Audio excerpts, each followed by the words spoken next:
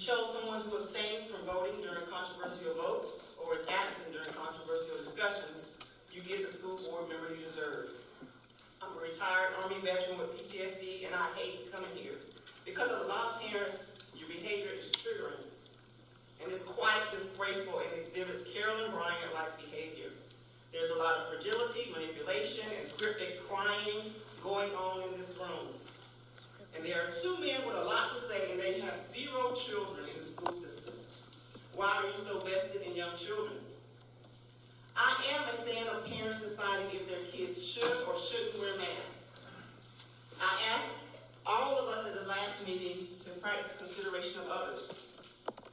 After the board voted, one parent decided to throw a mask at the board.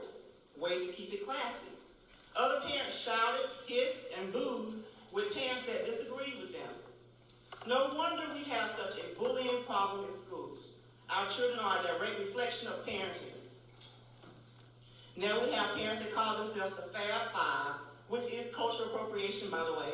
We all know who the Fab Five is, and I seriously doubt any of you are fans of hip-hop. Maybe Google before selecting a name next time. The last school board meeting I attended, we had 2 parents to cheer during public participation comments. I wondered if my behavior was such, if the board members or police officers would allow me the same privilege. We had 2 parents to threaten the board about vetting the next director of schools, going through their social media and such. Well, it works both ways. If you have a record, it's best you keep your mouth closed about other people. I suggest you Google the names of some of the parents that speak so frequently and are the pretend voice of the people. Remove the plank from your own eye before worrying about a speck in someone else's. And make sure you have the same level of education of the people you fix your mouth to criticize. It's time to add more voices to the conversation and not allow the loud, willfully ignorant, and just plain wrong parents to continue to grab the microphone. My son is not popular in school. He's not athletic. He has been bullied.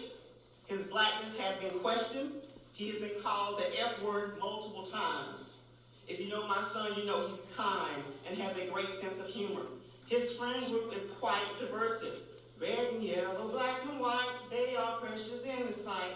He has friends that are being raised in single-parent household, friends that are being raised in 2-parent household, friends that are straight, friends that are part of the LGBTQ plus community. He has friends that are Christian, agnostic, and atheists. Our children are more tolerant than most of the parents in this room. My son gave me some unsolicited advice when I stepped into the new position last year. Mom, be nice. Don't cut people off when they are speaking. Mom, forgive them. He's just a better human being than I am. Now to clear up some misinformation, not one CMCSS school is teaching CRT. It's a college course that is an elective, which means optional.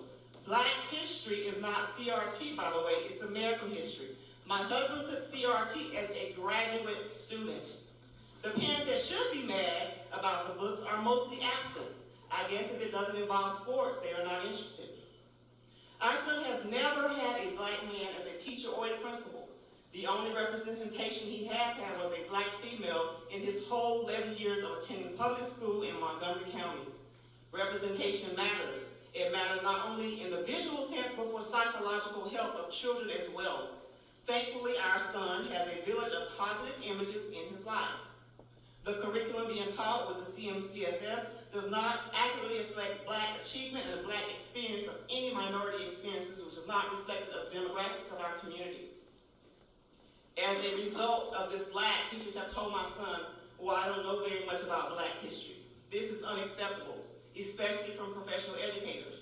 We as parents are left to wholly teach our son about black history and the importance of knowing that our history did not start with slavery. Again, I will say the teacher population in CMCSS does not accurately mirror the demographics of the diversity in the city or county. Please do not tell me that those that look like me are not applying and are not qualified. Most of my friend group is degreed, and several have applied for positions within CMCSS. One had a doctoral degree and was not hired. She did not even receive an interview. We lost her to another state, by the way. History should be taught in a way where everyone feels seen and heard. In the 2nd grade, our son had trouble completing a crossword puzzle. I'm sorry, I'm sorry, Mrs. Meeks, but thank you so much for your comments.